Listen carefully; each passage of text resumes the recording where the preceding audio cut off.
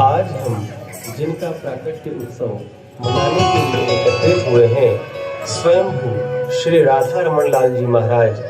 आइए हम सब मिलकर के उनकी प्राकट्य लीला के बारे में जानते हैं। श्री गोपाल भट्ट गोस्वामी पाद, जिनका जन्म कावेरी नदी के तट पर बेलकुंडी गांव में हुआ, उनका जन्म 1503 ईस्वी में पौष अमावस्या के दिन एक वैष्णव परिवार में हुआ।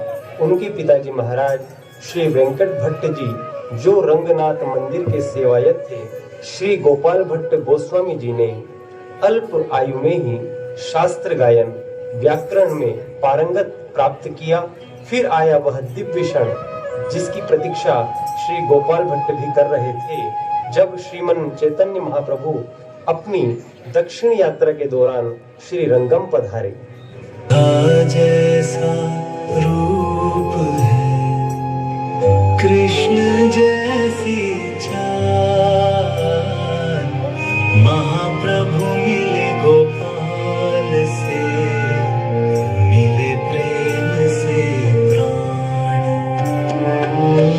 रोम रोम गोपाल का बोल उठा विश्वास, महाप्रभु के दर्शन से हुआ उन पर उपकार। हो महाप्रभु ने चातुर्मास के 4 महीने श्री रंगम में ही गोपाल प्रभु के साथ व्यतीत किए। उन्होंने महाप्रभु के साथ शास्त्र अध्ययन, गायन और हरि भक्ति का व्यापक प्रचार किया। तत्पश्चात 4 महीने पूर्ण हुए और महाप्रभु के प्रस्थान का समय आया। प्रभु, मुझे भी अपने साथ ले चलिए, मैं आपके बिना नहीं जी पाऊंगा। अभी तुम्हें अपने माता पिता की सेवा करनी है, परंतु समय आने पर तुम वृंदावन अवश्य आना। वहां तुम्हें रूप और सनातन गोस्वामी मिलेंगे।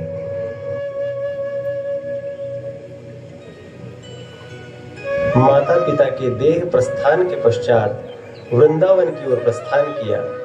वहां महाप्रभु की आज्ञानुसार श्री रूप और श्री सनातन गोस्वामी जी से भेंट हुई। श्री रूप गोस्वामी पाद ने एक वैष्णव को वृंदावन से पुरी भेजा। तब महाप्रभु ने अपना आसन और बहिर्वास वृंदावन भेजा। तब वृंदावन में बहुत बड़ा उत्सव हुआ। श्री रूप गोस्वामी पाद ने श्री गोपाल भट्ट गोस्वामी पाद को उस आसन पर विराजमान किया। वह श्री रूप गोस्वामी व सनातन गोस्वामी जी के साथ रहकर अध्ययन करने लगे। तब श्री गोपाल भट्ट गोस्वामी जी के हृदय में विग्रह की इच्छा जागृत हुई।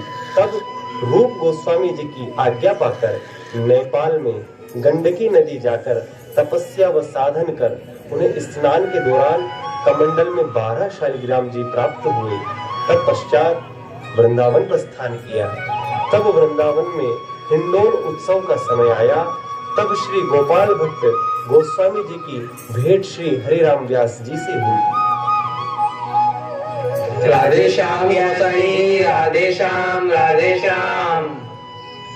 व्यास जी, हमने सुना है आप ठाकुर के बहुत ही सुंदर पद गायन करते हैं। कृपया हमारे ठाकुर के हिंडोला उत्सव में पधार कर पद गायन कीजिए। अरे, ये भी कोई कहने की बात है, निसंकोच ही पधारेंगे। राधे श्याम गोसाई जी। अरे व्यास जी, आइए आइए, पधारिए। विराजिए व्यास जी। चलिए अब हमारे ठाकुर के लिए पद गायन कीजिए। कहाँ है आपके ठाकुर, जरा हमें भी तो दर्शन कराइए। अरे, ये विराजित तो है झूले में। इनके ठाकुर के लिए क्या पद गाया जाए? ना नाक है, ना आंख है, ना पैर है, ना हाथ।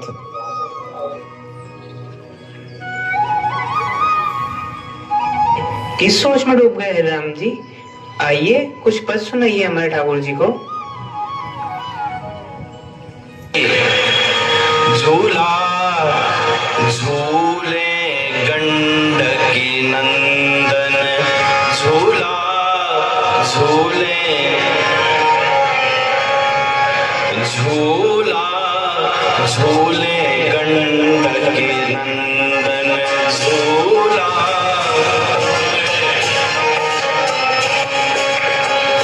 मानहु भटा कड़ी में बोरे, मानहु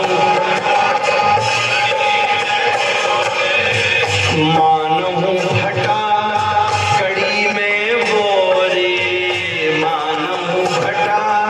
जैसे कड़ी में बड़ा होता है, पीली पीली पोशाक पहन के बीच में बैठे हो छोटे से, ऐसा लग रहा है माला फूल में कड़ी को कोई पकौड़ी परी हो बीच में। अंग लगावे चंदन, हाँ अंग लगावे झूला। अरे व्यास जी, ये क्या गा रहे हैं आप? मानो भट्टा करी में बोरो, हमारे ठाकुर जी के चंदन लगो है और आप बोल रहे हो कि करी में बोर के धर दियो है। क्षमा कर दीजिए गोसाई जी, परंतु मेरा ऐसा भाव नहीं था।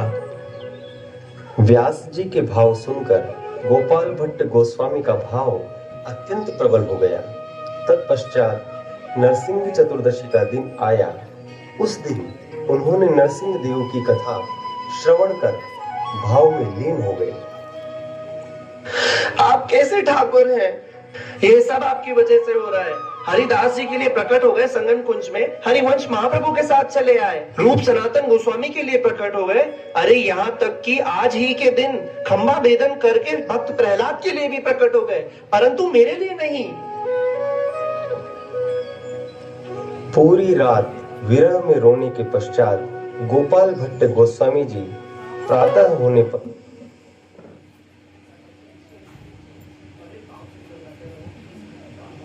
अरे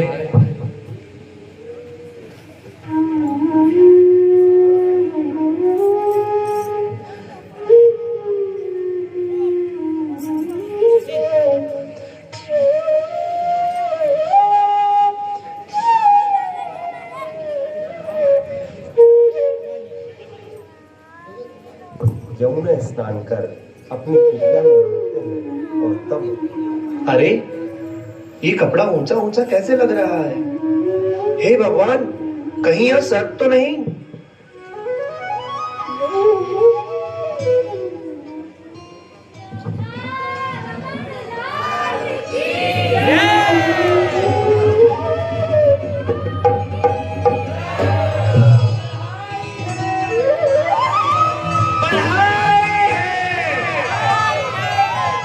गोपाल भट्ट प्राण धन गौर है,